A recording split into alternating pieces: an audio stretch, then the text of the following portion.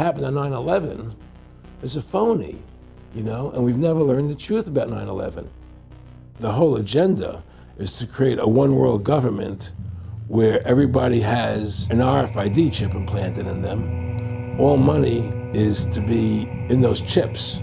And this is given me straight from Rockefeller himself. This is what they want to accomplish. Aaron, what do you think women's liberation was about? We, the Rockefellers, funded that. We funded women's lib. They do whatever they want to do. What we want doesn't matter anymore. It's their agenda, it's their plans that matter. They have all the money they want. They can make all the money they want. They have a machine that can make all the money.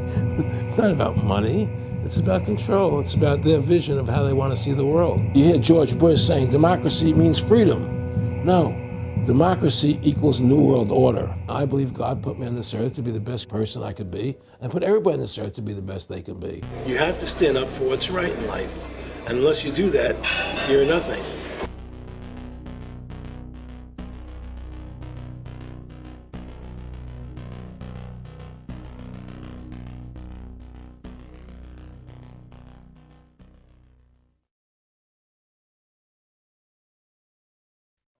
You rolling?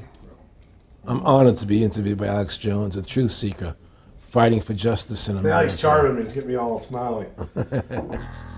Aaron, when did you start to think something was wrong in the world, or start to find out about the whole banking cartel and the Federal Reserve System, the New World Order? Well, that was a progression of events. I've always been a very independent person, always believed in individuality, and that we were put on this earth to be unique individuals to fulfill our God-given potential. And that the only way to fulfill your potential is to be free, to find out who you are, and to make your errors, to make mistakes. And as I grew up, I began to realize more and more the government was inhibiting me in things that I wanted to do. I had a friend, Nick Rockefeller, who was one of the Rockefeller family, and he, when I was running for governor in Nevada, he came to me, introduced himself to me through an attorney, and we became friends. We started talking about things, and I learned an awful lot from Mr. Rockefeller. And one of the things that we used to talk about was the ultimate plan of the banking industry, what they wanted to accomplish. And the goals of the banking industry, not just the Federal Reserve System, but the private banks in Germany and England, all over Italy, all over the world, they all work together. They're all central banks, and they're all part of the Communist Manifesto. Central banking is one of the major planks of the Communist Manifesto. We talk about America being a capitalistic country, but yet at the same time we have a central bank that plans everything for us, right? And the graduated income tax is another plank of the Communist Manifesto, right? So right there you have two major planks of the Communist Manifesto that have been brought in because of the Federal Reserve System, okay? So the ultimate goal that these people have in mind is the goal to create a one world government run by the banking industry, run by the bankers, and they're doing it in sections. The European currency, the euro, and the European Constitution is one part of it. Now they're trying to do it in America with the North American Union, right? And they want to create a new currency called the Amero, right? And the whole agenda is to create a one world government where everybody has an RFID chip implanted in them. All money is to be in those chips, right? There'll be no more cash. And this is given me straight from Rockefeller himself. This is what they want to accomplish. And all money will be in your chips. And so instead of having cash, anytime you have money in your chip, they can take out whatever they want to take out whenever they want to. If they say you owe us this much money in taxes, they just deduct it out of your chip digitally. Total control. Total control. And if you're like me or you, and you're protesting what they're doing, they can just turn off your chip. And you have nothing. You can't buy food.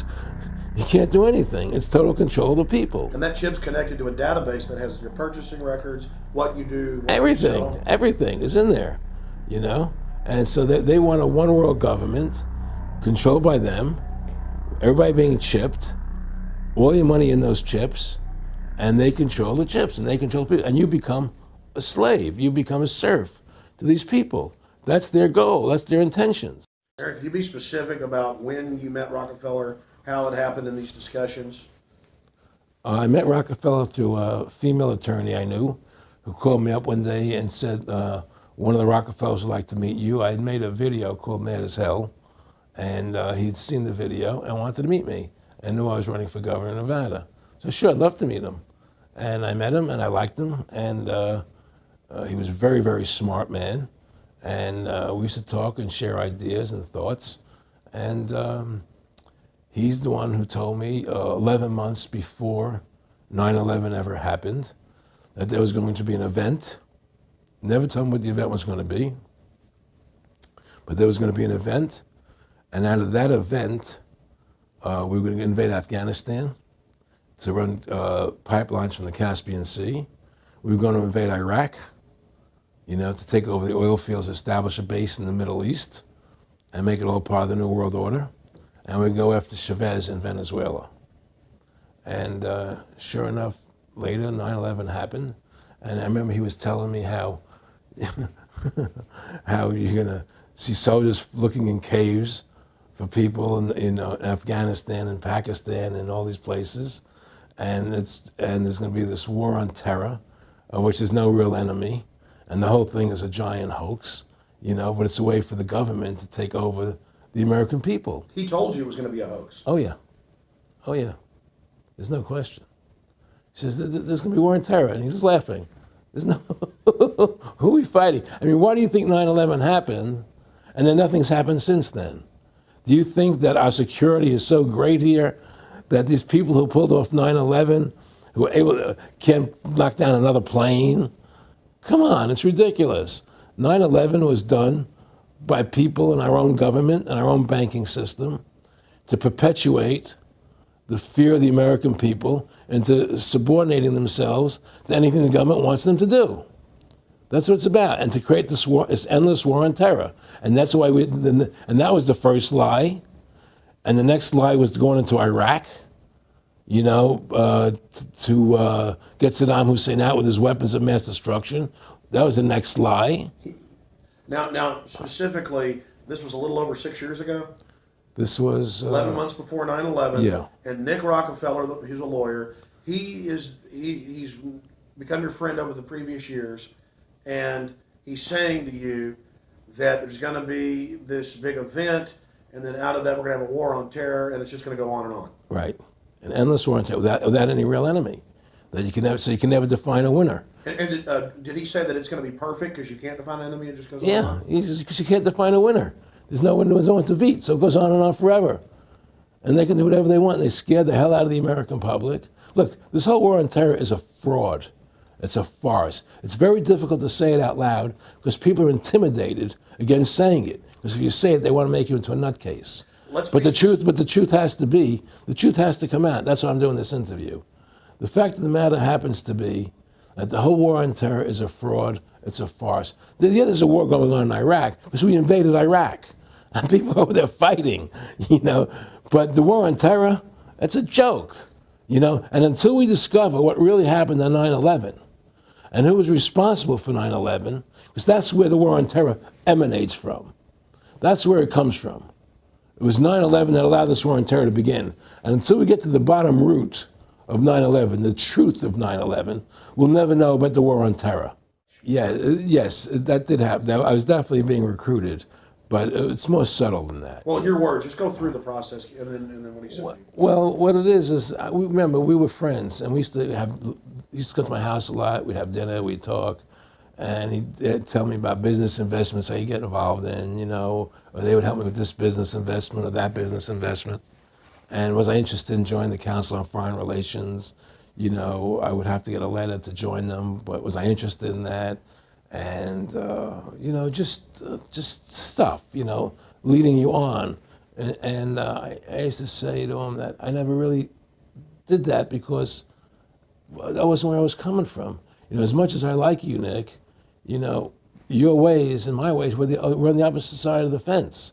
I don't believe in enslaving people, and And he would come back with, "Oh, I do." Or, Well, it would be more like, it's better for them. well, it's more like, how do I put it? It was like, what do you care about them? What do you care about those people? What difference does it make to you? Take care of your own life. Do the best you can for you and your family. What do the rest of the people mean to you? They don't mean anything to you. They're just serfs. They're just people. It was just a lack of caring, and that's just not who I was. It was just sort of like cold, it was just like cold, and I used to say to him, what's the point of all this? You have all the money in the world you need. You have all the power you need. What's the point?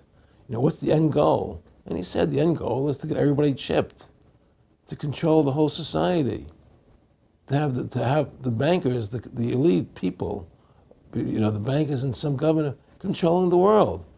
And I said, do all the people in the Council on Foreign Relations believe this way you do? He said, no. Most of them believe they're doing the right thing. A lot of them believe it's better off being socialistic. We have to convince people that socialism is really capitalism. Because America's becoming a socialist country. It's a communist country today. Well, one of the things they told me was that he was at the house one night, and we would talk, and he started laughing. He said, "Aaron, what do you think women's liberation was about?" And I said, I had pretty conventional thinking about it at that point. I said, I think it's about women having the right to work, getting equal pay with men, just like they won the right to vote, And he started to laugh. He said, "You're an idiot." And I said, "Why am I an idiot?" He said, let me tell you what that was about. We, the Rockefellers, funded that. We funded women's lib, And we're the ones who got all over the newspapers and television, the Rockefeller Foundation. He says, and you want to know why? He says, there were two primary reasons. And one reason was we couldn't tax half the population before women's lib. And the second reason was, now we get the kids in school at an early age. We can indoctrinate the kids how to think. It breaks up the family. The kids start looking at the state as the family, as the school, as the officials, as their family, not as the parents teaching them. And so those are the two primary reasons for women's lib, which I thought up to that point was a noble thing. When I saw their intentions behind it, where they were coming from when they created it, the thought of it, I saw the evil behind what I thought was a noble venture. The Federal Reserve is poison to our country. Of course it is. It's poison. Whoever makes the money makes the rules. Rothschild said that.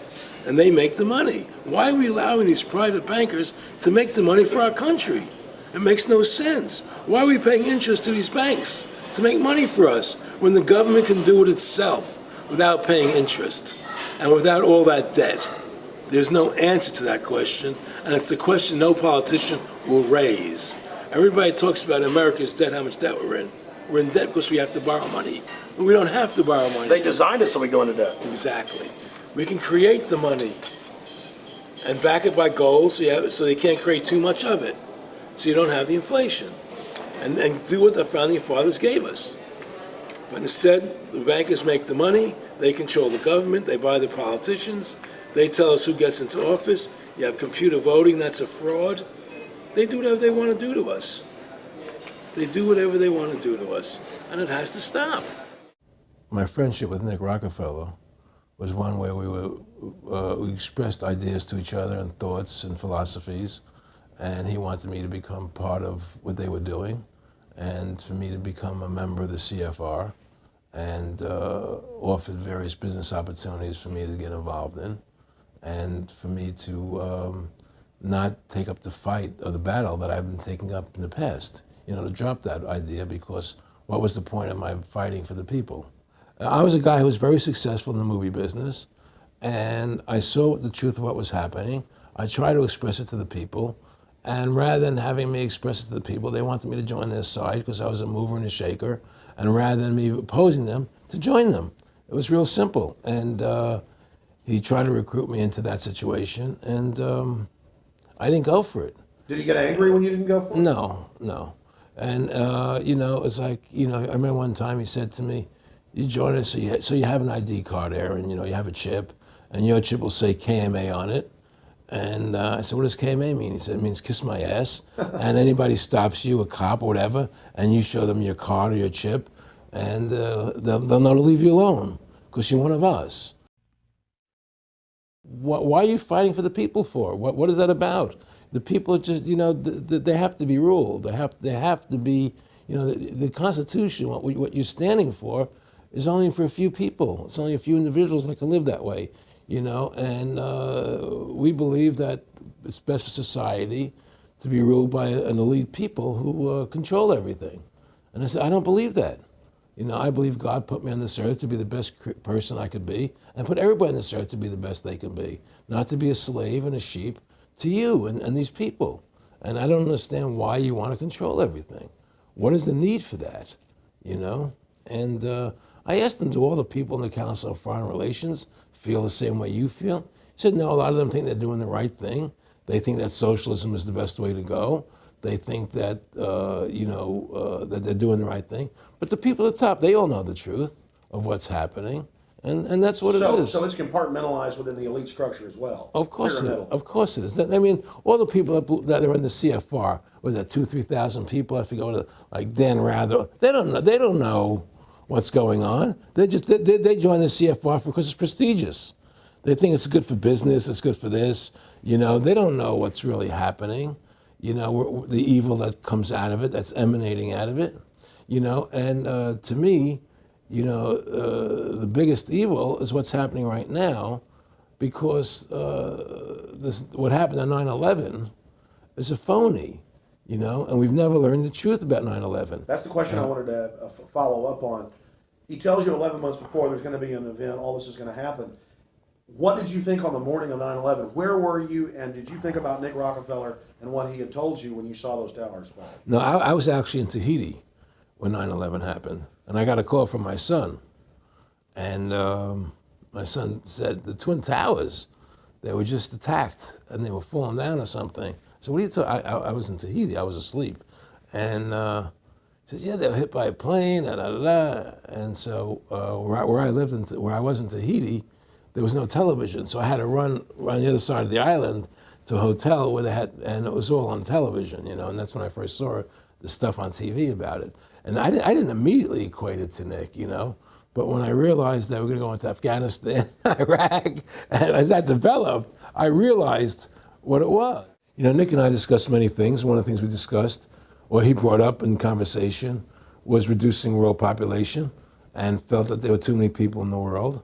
In a way, I agree, there are too many people in the world, but I don't think I have the authority to say who's going to die and who's not going to die, But they felt that they wanted to reduce world population, and he felt that it should be reduced by half. I know about Rockefeller because I was friends with him. We talked about it, and I can tell you firsthand. What did Rockefeller tell you about the Federal Reserve and their family owning part of it? Well, he said the New York Fed is the main controlling interest of the Federal Reserve System. They control the bulk of it. So the New York Fed is really the Federal Reserve System. Even though there's 12 different banks, it's run by the New York Fed. And the New York Fed is basically the Federal Reserve System. So who's ever running the New York Fed is where, and the families that control it, control the New York Fed. And they're the main engine behind the Federal Reserve System. And that's a wing of the Bank of England. Well, the Bank of England and the Federal Reserve are partners, and the Bank of England is a private bank, and so is the Bundesbank in Germany, and the bank of all the banks of the G8 countries are all private banks. They're private central banks. And look, what happened in Europe? Didn't Europe vote down the European Constitution? Yes. They're still doing it. Didn't they vote down the euro? They're still doing it. They don't care what the people vote. They do whatever they want to do. What we want doesn't matter anymore. It's their agenda, it's their plans that matter. Isn't that prima facie evidence of a tyranny?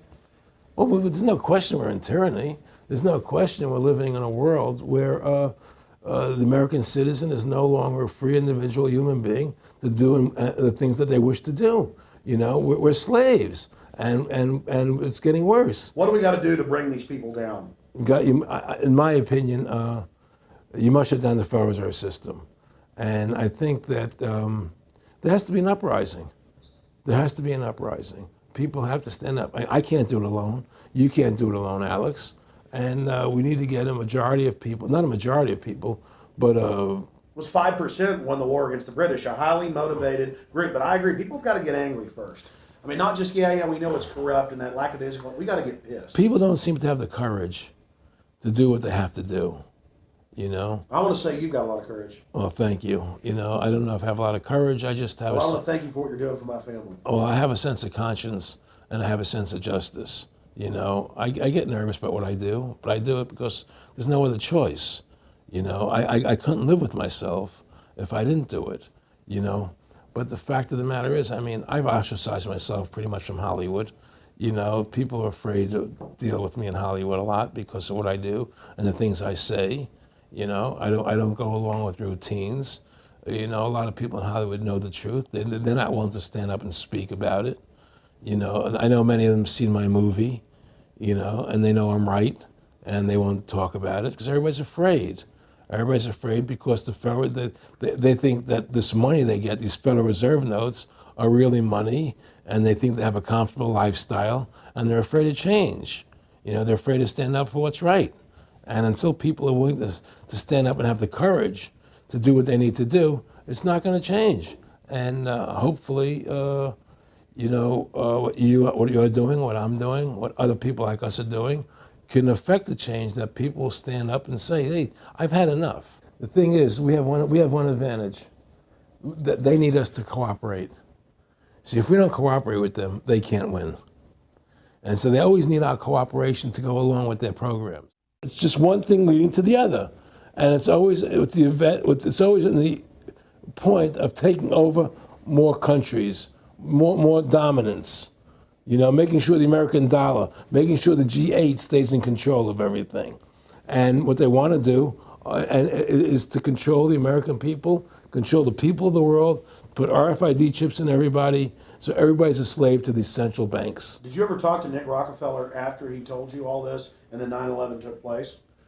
No. But he did. He told me that you're going to see men running around caves looking for Osama bin Laden. You know, you're going to see men looking for, you know, these guys, and they're going to be, you know. He told you it was all going to be bull. It's a phony.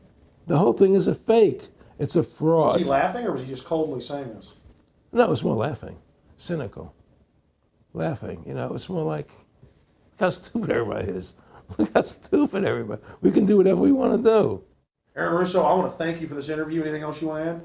No, I'm happy to do it for you. How about your website? My website, freedomtofascism.com. Go over there, take a look at it, you know. But just, folks, you know, all I can say is, you know, take our country back, restore the Constitution. Don't let these bankers do this to us anymore. Stand up, don't be afraid of them, and do what you got to do, you know. And I have plans in the works, and when I get over my problems, you know, we'll reveal them, you know. And well, I'll be supportive of that. Thank you, Alex. And listen, you've done a great job alerting people to the truth. And don't, in other words, don't be afraid to be ridiculed by these people. You know, if 9/11 was a phony, and I know it was, then stand up and say it's a phony. Don't be scared to tell the truth. Don't allow their you know, their powers of trying to make you look silly to frighten you.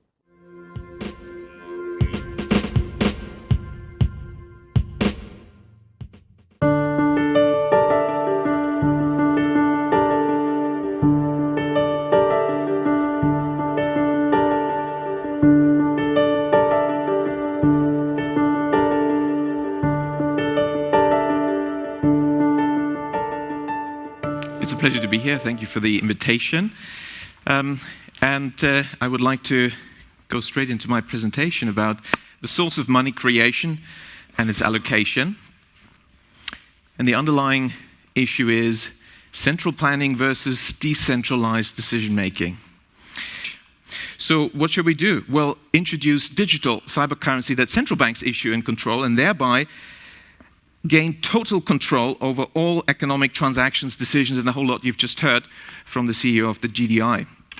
So the greatest concentration of central banking power in history is really the bid they're aiming at. That's the central bank's goal. And of course, digital accounts of dissenters and regime critics could be switched off. It'd be very difficult to even purchase necessities. So this is an Orwellian dystopia of total control, the end of any freedoms. That's really what central banks are aiming at. Several central banks have, like the Bank of England, already prepared their microchip implant, RFID chip, to be implanted under your skin. And why is the sudden discussion about universal basic income from all the grassroots and inverted commas movements and billionaires? Oh, universal basic income is the bribe for you to accept the microchip. The overarching trend of the 20th century is concentration of power in the hands of the few. That's what we have to keep in mind. We have to work against this. We don't want to have these unaccountable central planners making decisions. We need decentralization, and the solution therefore is to maintain public money in the hands of local community banks, decentralize decision-making, give local people the power in the form of local public banks and local not-for-profit community banks. As I walked in, I was delighted to see that the Gottlieb Duttweiler Institute is also about Genossenschaften, cooperatives, and of course, the majority of banks in Germany are cooperative banks, and that's really what we need. So we shouldn't really abolish banks. We just have to get rid of the too big to fail banks, introduce a few rules that you create credit for productive purposes, and then we can solve many of the world's problems. And these are really the promises of economics, that we can solve a lot of mankind's